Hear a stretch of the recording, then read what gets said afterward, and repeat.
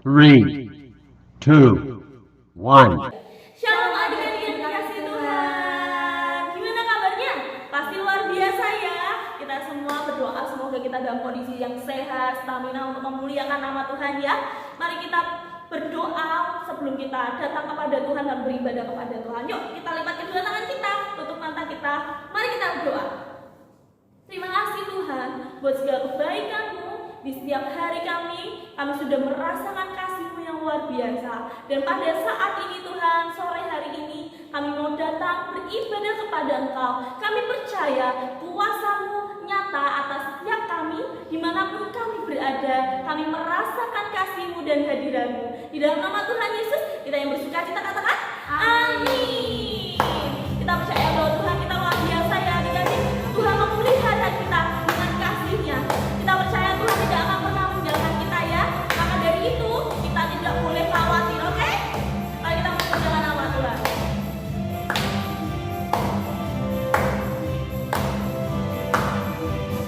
Jangan kamu panik, burung di udara dia pelihara.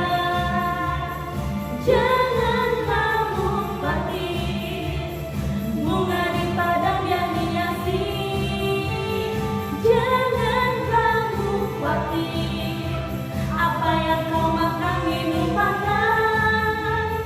Jangan kamu khawatir, Bapa di surga memelihara. Aku tidak khawatir. Aku tidak khawatir, burung di udara dia pelihara. Aku tidak khawatir, bunga di padang dia hiasi. Aku tidak khawatir, apa yang ku minum maka pakai. Aku tidak khawatir, Bapa di surga memelihara. Kami tidak khawatir. Kami tidak khawatir, burung di udara dia pelihara. Kami tidak khawatir, bunga di padang dia hiasi. Kami tidak khawatir, apa yang ku minum? Apa yang ku minum makan makan. Kami tidak khawatir, Bapa di surga memelihara. Kami tidak khawatir. Kami tidak khawatir, Bapa di surga memelihara. Kami tidak khawatir.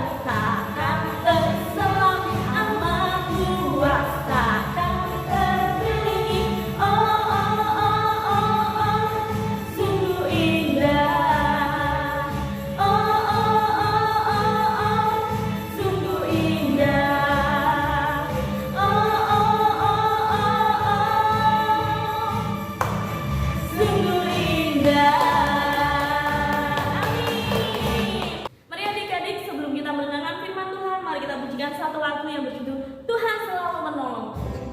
Kita percaya bahwa Tuhan selalu baik di dalam hidup kita ya adik-adik.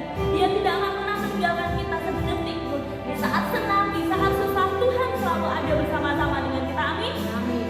Kau sungguh baik di dalam hidup kami Tuhan. Kami berterima kasih kepada Engkau.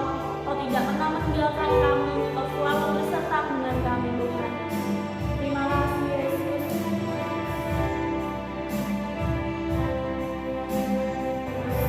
Akan selalu Kasih Tuhan tetap ada di kasih Tuhan tetap abadi,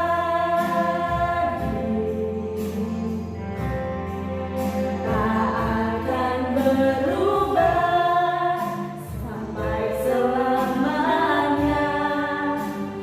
Tetap percaya, ku yakin akan memberkati. Ku yakin Tuhan melindungi.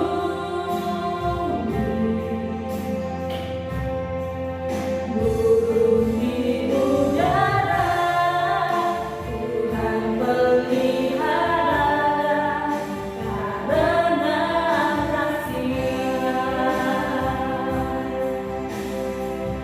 Tuhan selalu menolongku, selalu menjagaku,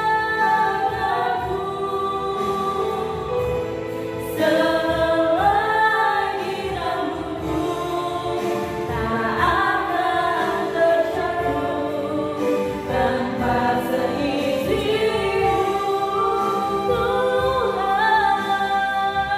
Tuhan selalu menolongku, selalu menjagaku.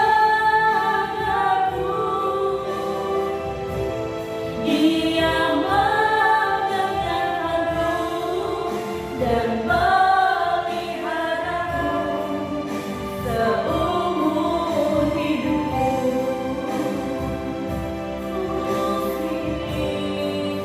Akan selalu bergantung. Kasih Tuhan tetap abadi, tak akan berubah sampai selamanya. Ku tetap percaya, kami yakin Engkau memberkati Tuhan. Ku yakin Engkau memberkati. Ku yakin Tuhan melindungi.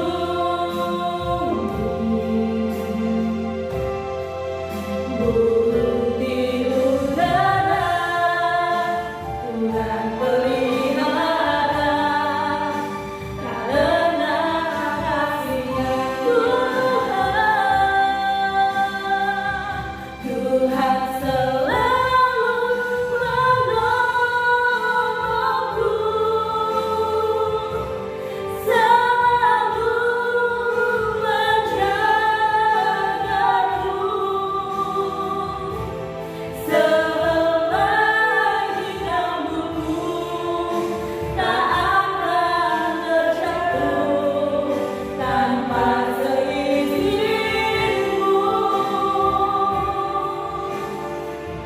Tuhan selalu menolongku,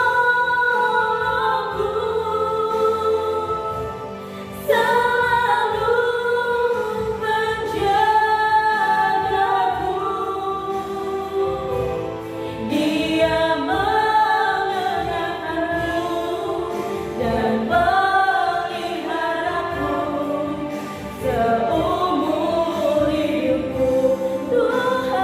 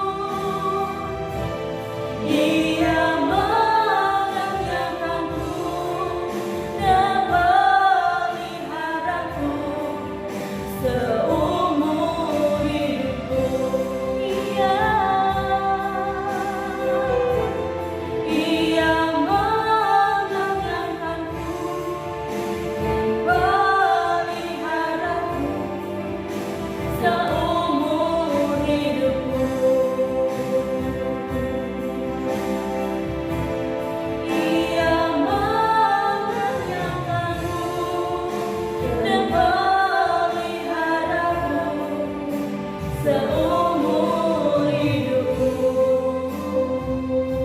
Mari kita sedang menyembah Tuhan bersama-sama ya. Kita belajar untuk memuliakan nama Tuhan. Kami sungguh bersyukur kepada Engkau Tuhan, bahwasanya kasih-Mu yang kekal ada di dalam hidup kami Tuhan.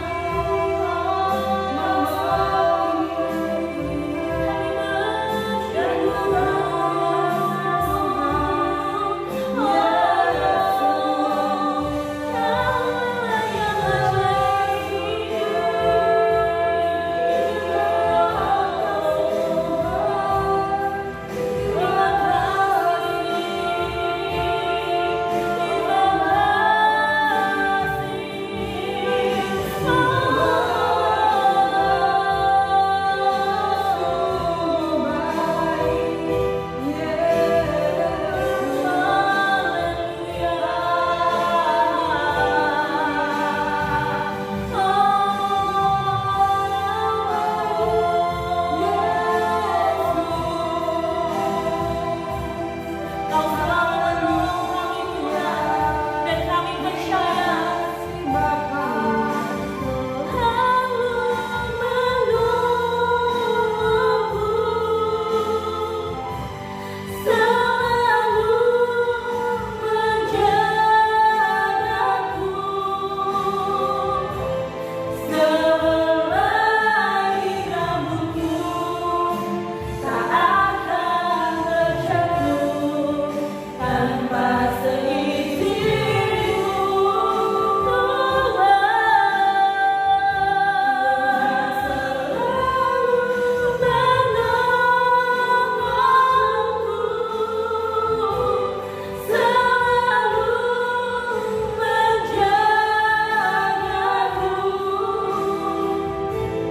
Dia mengenyangkanku dan meliharaku seumur hidupku.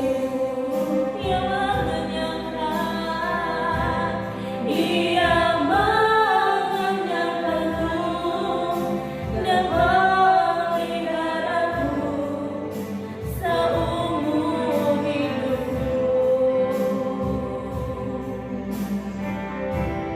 Dia mengenyangkanku dan meliharaku seumur hidupku. Saya serahkan pada hamba ini. Shalom adik-adik yang dikasihi Tuhan, apa kabarnya sore hari ini? Ketemu lagi sama kalian. Yuk sebelum kita masuk dalam kebenaran firman Tuhan pada sore hari ini, kita berdoa terlebih dahulu. Lipat tangan kita, tutup mata kita dan tundukkan kepala kita.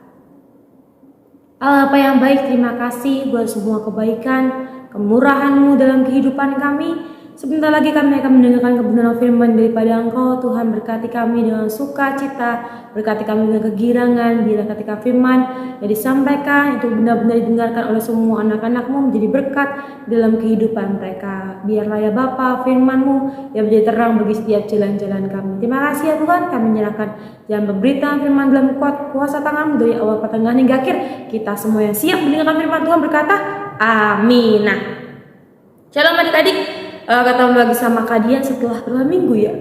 2 minggu gak ketemu. Kita ketemu lagi dan kalian hari ini akan menyampaikan kebenaran firman Tuhan tentang Tuhan pasti memberikan yang terbaik. Tuhan apa adik-adik?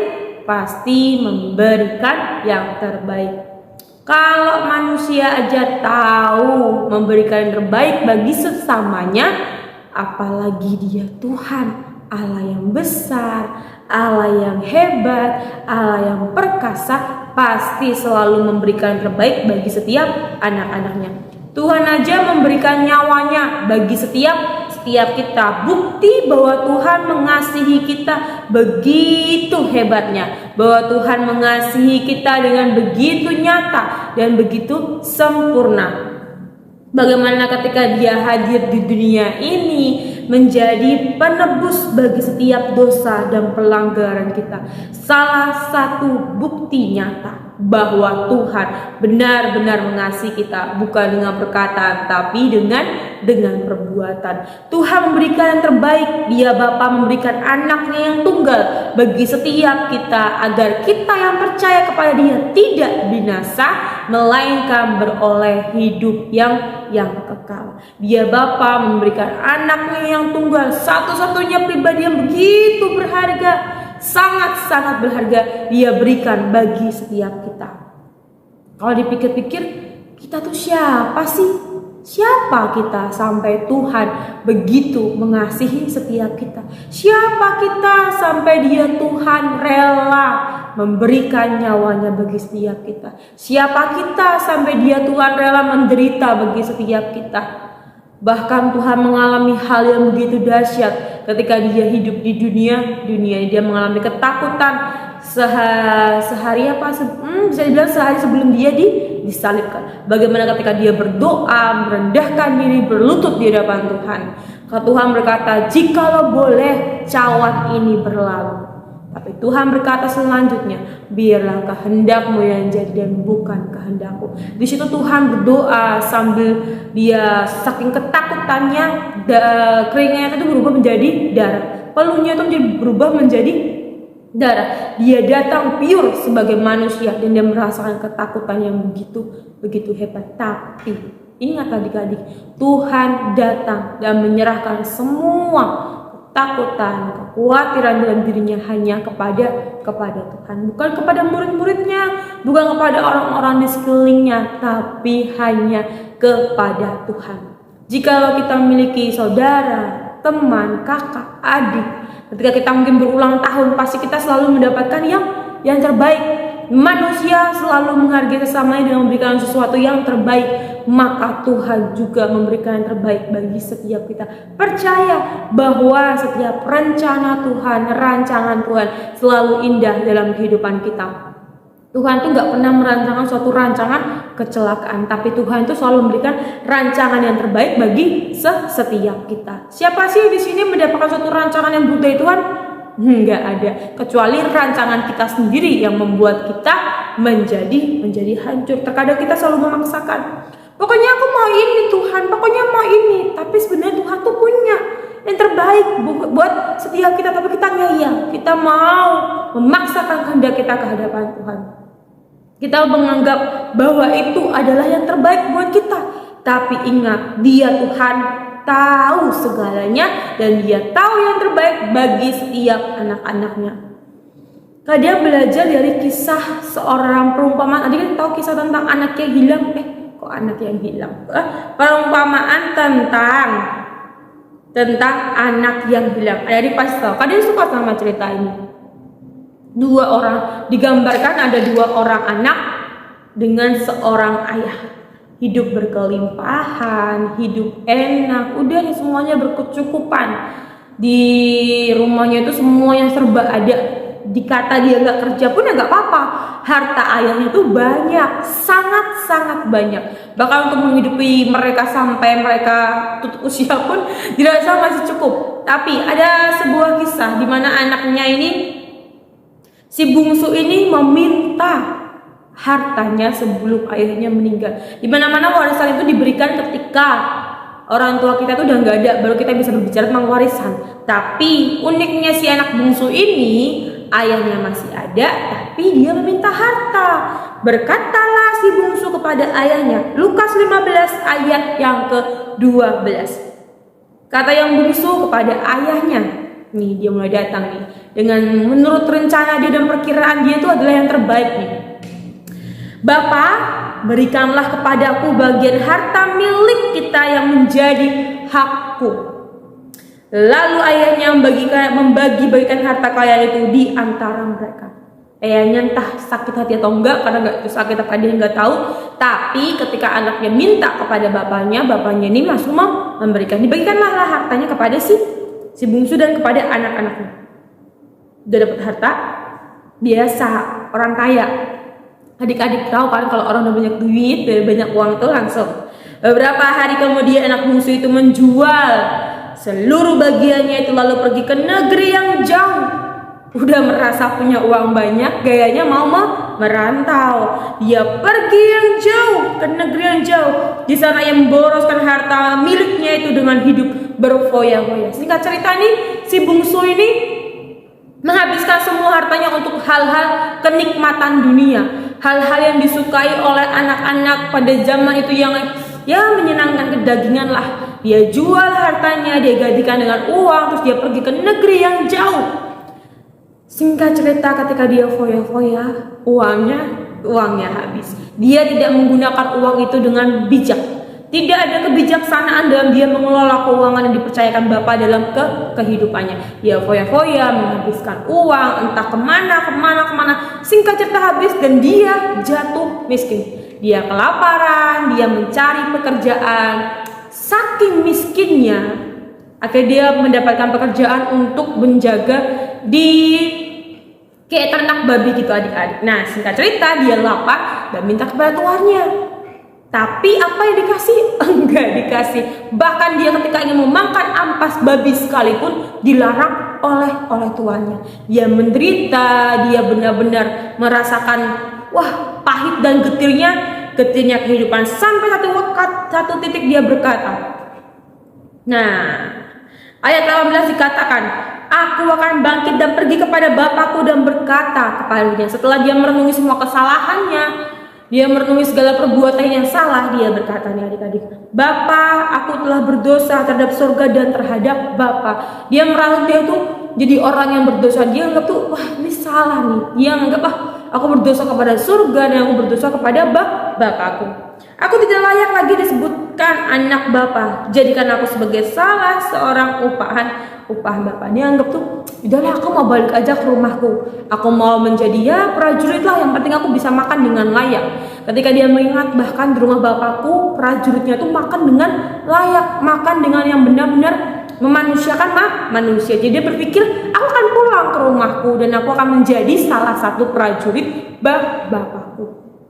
Tapi lihat adik-adik respon seorang bapaknya ketika dia mendapati anaknya yang terhilang. Bapa di dunia memberikan yang terbaik bagi anaknya. Walaupun anak itu menyakiti, menyedihkan kehidupan orang tuanya, tapi ketika dia datang dan berbalik kepada Tuhan, ada kasih yang selalu menanti di kehidupan anak tersebut. Jadi kalau masih jauh ya adik-adik, masih jauh. Tapi Bapak itu merentangkan tangannya dan berkata, anakku yang hilang telah kembali. Dan apa yang dilakukan oleh Bapak ini adik-adik? Ini dia poinnya. Tetapi ayah itu berkata kepada hamba-hambanya, udah ngeliat anaknya mengaku dosa, mengaku salah, berkatalah dia kepada hamba-hambanya, lekaslah bawa kemari jubah yang terbaik. Bukan yang baik ya adik-adik, tapi yang terbaik. Baik di atas baik adalah yang terbaik. Bagaimana Bapak ini memperlakukan anaknya dengan begitu istimewa, tanpa memikirkan bagaimana kesalahan, dosa, perbuatan yang dilakukan. Tapi ketika melihat anaknya kembali, dia memberikan yang terbaik bagi anaknya. Lekaslah bawa kemari jubah yang terbaik, pakaikanlah itu kepadanya, dan kenakanlah cincin pada jarinya dan sepatu pada kakinya. Udah hina, tapi ketika datang kembali kepada bapaknya, diberikan yang terbaik. Dipakaikan baju yang terbaik, jubah yang terbaik, diambilkan cincin, kehormatan, diambilkan baju, sepatu, semuanya diberikan adik-adik. Diangkat kembali derajatnya. Hidupnya yang hancur dipulihkan kembali. Sama seperti kita, sama seperti kalian, sama seperti adik-adik. Ketika kita melakukan sebuah kesalahan, dia Bapa tetap memberikan yang terbaik bagi setiap kita. Ketika kalian memikirkan hidup kalian, hidup nih